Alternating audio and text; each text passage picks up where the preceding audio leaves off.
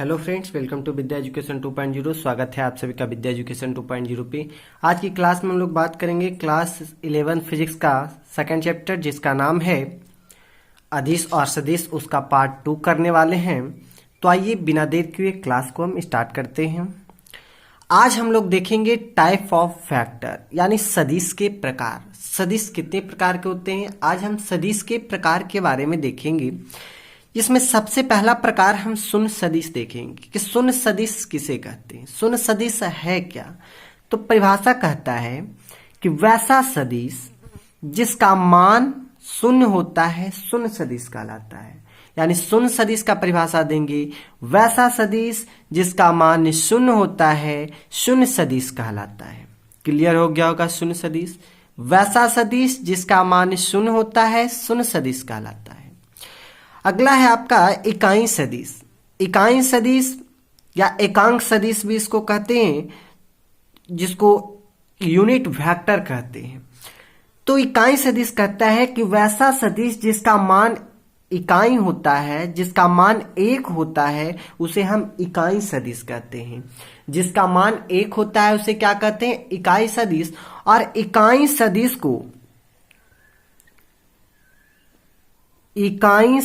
को हैट या कैप से सूचित करते हैं।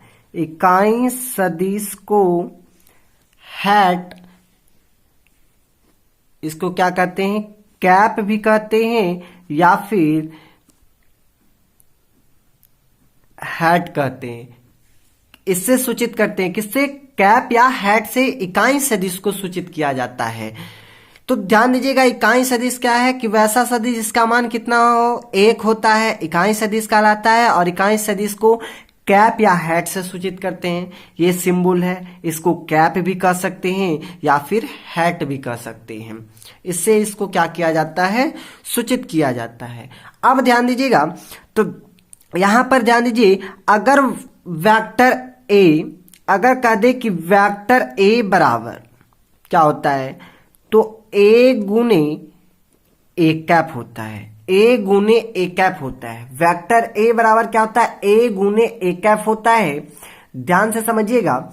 अब ए गुने ए कैप जो होता है, जहां पे ए जो है वह वेक्टर ए का मापांक है। यह जो वेक्टर ए का मापांक ए है और ये है इकाई सदिश, है ना।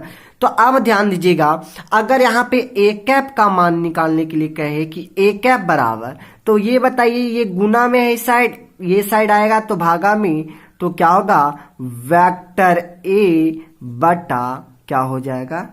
ए। वेक्टर ए बटा क्या हो जाएगा? ए। जहां पर ए जो है वह परिणाम है, ए क्या है? परिमाण है, मापांक है। किसका? तो मॉड ए, वेक्टर ए का मापांक हो गया ए, यानी इकाई सदिश ए कैप बराबर हो गया आपका क्या? तो vector A by A. Vector A by A. कोई दिक्कत? इकाई सदिश किसे कहेंगे? वैसा सदिश जिसका मान 1 होता है इकाई सदिश कहलाता है। इकाई सदिश को हैट या कैप से सूचित करते हैं। और इस पे वेक्टर ए बराबर क्या होगा? ए गुने, यानी ए का वेक्टर ए का मापांक गुना मॉड वेक्टर, ये आपका क्या है? कैप ए है, यानी कैप ए हो इसको पढ़ेंगे, या हैट ए इसको पढ़ेंगे। तो यहां से कैप ए का मान क्या हो गया? तो vector A by vector A का मापांक या परिमाण। कोई दिक्कत? अगला हम लोग देखेंगे सामान्य सदिश। तो सामान्य सदिश किसे कहते हैं? सामान्य सदिश है क्या? तो ध्यान दीजिएगा, कहता है सामान्य सदिश कि वैसा सदिश जिसका मान और दिशा बराबर हो, दोनों एक समान हो, तब हम उसे क्या कहते हैं? सामान्य सदिश कहते हैं। क्या कहता है? वैसा सदिश जिसका मान और दिशा दोनों समान होता है सामान्य सदिश कहलाता है। तो ध्यान दीजिएगा, समान सदिश का कुछ हम उदाहरण के तौर पर देखेंगे। अगर हम कहें कि यदि वेक्टर ए तथा वेक्टर बी समान सदिश है, क्या है? सामान्य सदिश है। सामान्य सदिश है तो इसको क्या कहेंगे भाई, समान सदिश है। क्या कह रहा है कि वैसा सदिश जिसका मान और दिशा दोनों समान हो, तो दोनों का, ये दोनों वेक्टर ए और वेक्टर बी समान सदिश कह रहा है।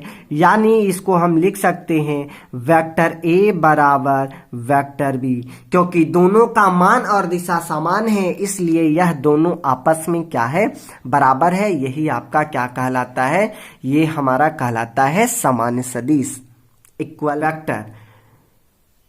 आगे हम लोग बढ़ते हैं। अगला आपका कहता है क्या, विपरीत सदिश। विपरीत सदिश, तो ध्यान दीजिएगा, वैसा सदिश जिसका मान परंतु दिशा विपरीत होता है। मान समान तो होता है लेकिन दिशा क्या होता है, विपरीत होता है। दोनों का मान समान हो गया रहेगा लेकिन दिशा विपरीत रहेगा तो विपरीत सदिश कहलाएगा। अब ध्यान दीजिएगा, विपरीत सदिश में हम उदाहरण क्या लेंगे। विपरीत सदिश में हम उदाहरण लेंगे, एग्जाम्पल के लिए हम लेते हैं, एग्जाम्पल लेंगे क्या, तो वेक्टर ए जो है वह क्या है, वेक्टर ए का विपरीत सदिश। विपरीत सदिश, ध्यान दीजिएगा, वेक्टर ए का विपरीत सदिश जो होता है वह क्या होता है, तो वह होता है माइनस वेक्टर ए होगा। वह क्या होगा, माइनस वेक्टर ए होगा। जैसे आप ध्यान दीजिएगा, हम लोग पढ़े थे क्या, एक्स अक्ष और वाई अक्ष पढ़े थे ना, ये इस तरीके से इधर प्लस होता है, ऊपर प्लस होता है, इधर माइनस होता है, नीचे में माइनस होता है। तो अगर यहाँ पे अगर वेक्टर ए इस दिशा में है तो बताइए इसका विपरीत वेक्टर किस दिशा में होगा, इस इधर होगा। तो इधर पॉजिटिव होता है तो इधर नेगेटिव, अगर नेगेटिव वाला पूछ दे तो अब विपरीत में हो जाएगा पॉजिटिव। यानी इसी को सिर्फ माइनस लगा देंगे तो यह विपरीत सदिश कहलाएगा कि वेक्टर ए का विपरीत सदिश माइनस वेक्टर ए होता है। इसी तरीके से अगर वेक्टर बी का विपरीत सदिश पूछे तो माइनस वेक्टर बी होगा। क्या होगा, माइनस वेक्टर बी होगा। किसका, तो वेक्टर बी का विपरीत सदिश होगा। वेक्टर बी का क्या होगा, विपरीत सदिश होगा। ये क्लियर हुआ होगा। आगे हम देखेंगे क्या, समतलीय सदिश। समतलीय सदिश किसे कहेंगे, तो ध्यान दीजिएगा, समतलीय सदिश कहता है वैसा सदिश जो एक ही तल या फिर कह सकते हैं समतल, वैसा सदिश जो एक ही तल में स्थित होते हैं उन्हें समतलीय सदिश कहते हैं। यानी जो सदिश एक ही तल में स्थित रहेगा वह क्या कहलाएगा, समतलीय सदिश कहलाएगा। आई होप इतना क्लियर हुआ होगा। आगे हम लोग देखते हैं, आगे देखेंगे हम लोग समकोणिक सदिश। क्या देखेंगे, समकोणिक सदिश। ध्यान से समझिएगा, समकोणिक सदिश कहता है कि एक्स अक्ष, वाई अक्ष तथा जेड अक्ष, कौन कौन अक्ष, एक्स अक्ष, वाई अक्ष तथा जेड अक्ष के अनुदिश एकांक सदिश को क्रमशः आई कैप या फिर इसको वेक्टर आई कहेंगे, जे कैप या इसको वेक्टर जे कहेंगे तथा के कैप से व्यक्त किया जाता है। अब ध्यान दीजिएगा, छोटा सा इमेज देखिएगा, एक छोटा सा इमेज देखिएगा, इस तरीके से। ये आपका एक्स अक्ष, ये आपका वाई अक्ष और ये आपका जेड अक्ष है।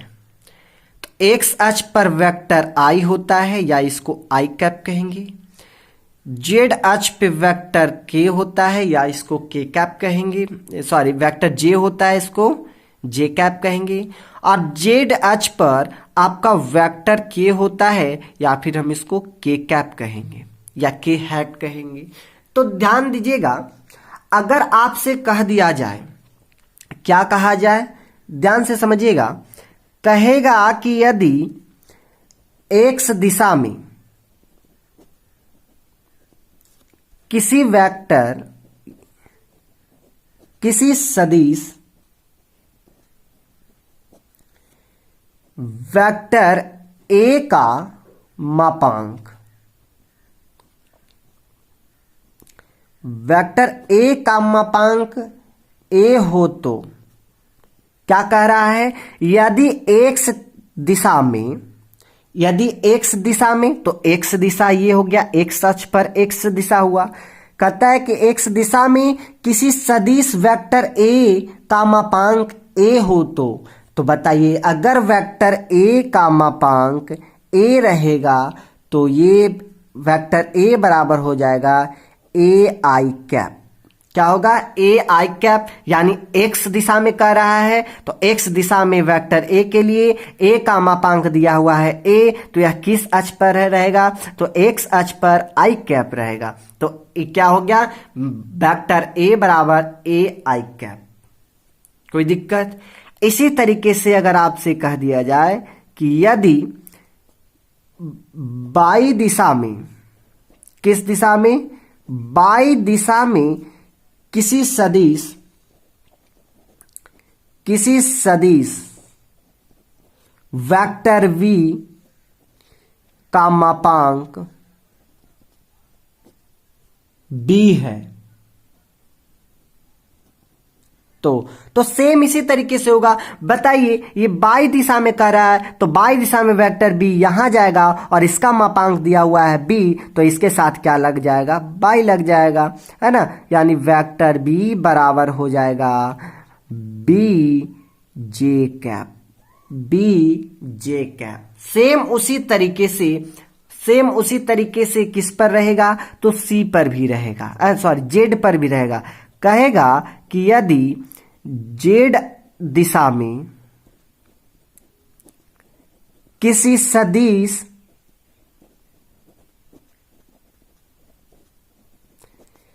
वेक्टर c का मापांक c होगा, अब बताइए z दिशा में वेक्टर c का मापांक c दिया हुआ है, तो बताइए वेक्टर c बराबर क्या होगा, तो वेक्टर c बराबर होगा c के कैप होगा।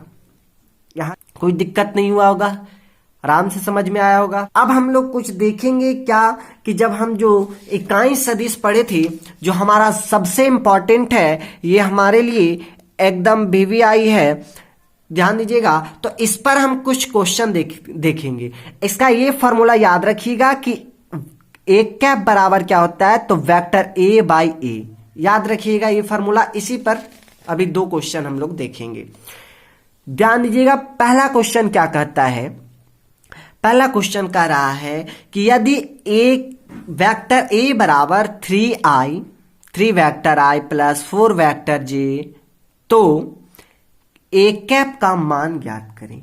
तो हम अभी पढ़े कि ए कैप बराबर क्या होता है, अभी हम लोग पढ़े कि ए कैप बराबर होता है, इकाई सदिश में हम लोग देखे थे कि ए कैप बराबर होता है वेक्टर ए बाई ए, यही पढ़े थे ना। अब ध्यान दीजिएगा, तो ए कैप हमें निकालने के लिए कह रहा है, तो ए कैप निकालने के लिए बताइए हम लोग करेंगे क्या। जो वेक्टर ए है उसको कितना मान दिया हुआ है, तो मान दिया हुआ है 3 वेक्टर आई प्लस 4 वेक्टर जे, मान दिया हुआ है। अब इसका मापांक यानी वेक्टर ए का मापांक निकालने के लिए हमें क्या करना होगा, तो हमें रूट अंडर ये दोनों का वर्ग करके जोड़ देना है। तो बताइए ये दोनों का वर्ग कितना होता है, वेक्टर आई का वर्ग प्लस वेक्टर जे का वर्ग होता है। तो बताइए वेक्टर आई यानी 3 का स्क्वायर प्लस 4 का स्क्वायर, कोई दिक्कत। तो आगे देखिएगा, तो ए कैप बराबर क्या होगा, ऊपर रहेगा 3 वेक्टर आई प्लस 4 वेक्टर जे, और नीचे में क्या रहेगा बताइए, ये बताइएगा कि क्या होगा, 3 का स्क्वायर 9 और 4 का स्क्वायर 16। अब बताइए 16 9 25, तो 5 बाहर आ जाएगा। तो बताइए ए कैप बराबर क्या होगा, तो ए कैप बराबर यहाँ पे होगा 3 वेक्टर आई प्लस 4 वेक्टर जे बटा रूट अंडर 25, है ना। अब बताइए 25 कितना का वर्ग होता है, 5 का। तो ये बाहर कितना निकल के आएगा, 5 आ जाएगा बाहर निकल के। तो ध्यान दीजिएगा यहाँ पे, तो ए कैप बराबर क्या होगा, ए कैप बराबर जो होगा वह होगा 3 vector I plus 4 vector J by 5। अब बताइए 5 जो है वह इसके साथ भी भाग होगा और इसके साथ भी भाग होगा, तो हम इसको इस तरीके से लिख सकते हैं कि ए कैप बराबर 3 vector I by 5 plus 4 vector J by 5। अगर एलसीएम लेंगे तो 5 का एलसीएम 5, तो यही चीज आ जाएगा। तो यही आपका क्या हो गया, आंसर हो गया। ये आपको समझ में आया होगा। अब ध्यान दीजिए सिर्फ करना क्या है कि अगर कैप ए का मान पूछे तो कैप ए का फॉर्मूला लगा दीजिए। ए वेक्टर दिया हुआ है और इसका मापांक निकालने के लिए रूट अंडर ये दोनों का वर्ग करके जोड़ना है। आइए इस पर एक और क्वेश्चन देखते हैं। चलिए ध्यान दीजिएगा, इसमें क्या करा है कि यदि वेक्टर बी बराबर 3 वेक्टर आई माइनस 2 वेक्टर जे हो तो कैप ए आपका कैप बी का मान ज्ञात करने के लिए कह रहा है। तो ध्यान दीजिए, अब बताइए जिस तरीके से कैप ए का निकल के आया है उस तरीके से कैप बी का रहेगा, है ना। जहां जहां पे ए है वहां वहां पे बी रखेंगे। तो बताइए बी कैप बराबर क्या होगा, तो बी कैप बराबर होगा वेक्टर बी बाई बी, है ना, यानी वेक्टर बी का मापांक बी है। तो अब ध्यान दीजिएगा, तो ये यहाँ पे बी कैप बराबर होगा क्या, तो बताइए वेक्टर बी का मान कितना दिया हुआ है, तो 3 वेक्टर आई माइनस 2 वेक्टर जे बटा, अब बताइए इसको क्या लिखेंगे, तो रूट अंडर कितना का स्क्वायर, आई का स्क्वायर, तो आई कितना है 3 का स्क्वायर, जोड़ना है। अब बताइए जे के जगह पर कितना है जे का मान, तो -2, तो यहां पर -2 का वर्ग करेंगे, है ना। अब ध्यान दीजिए आगे के क्या करेंगे, वेक्टर ये आपका कैप बी का मान जो हो गया वह क्या आएगा, 3 वेक्टर आई माइनस 2 वेक्टर जे, अब बटा, अब बताइएगा ये कितना आएगा, 2 का स्क्वायर 9, और बताइए स्क्वायर -2 गुने -2, तो ये हो जाएगा कितना, +4, कितना हो जाएगा, +4। अब ध्यान दीजिए अगर ये +4 हो गया तो ये जुट जाएगा रूट के अंदर। तो ये बताइए बी कैप बराबर कितना हो गया, कैप बी बराबर कितना, तो 3 वेक्टर आई माइनस 2 वेक्टर जे बटा ये हो गया √13। अब ध्यान दीजिए ये इसके साथ भी भाग में और इसके साथ भी भाग में, तो हम इसको फाइनल लिख देंगे कि कैप बी बराबर 3 vector I by √13 minus 2 vector J by √13। यही आपका क्या हो गया, आंसर। तो आई होप आपको यह समझ में आया होगा। और अगर आप अभी हमारे टेलीग्राम चैनल से नहीं जुड़े हैं तो आप वहां पर जाकर जुड़ जाइए। आपको जो भी क्लास यहाँ पे चलेगी उसका PDF वहां पे आपको प्रोवाइड कर दिया जाएगा। और अगर आप हमारे चैनल पे नए हैं तो प्लीज चैनल को सब्सक्राइब करें और अपने दोस्तों के पास ज्यादा से ज्यादा शेयर करें। इसी तरह की वीडियो हम हमेशा आपके लिए लाते रहेंगे।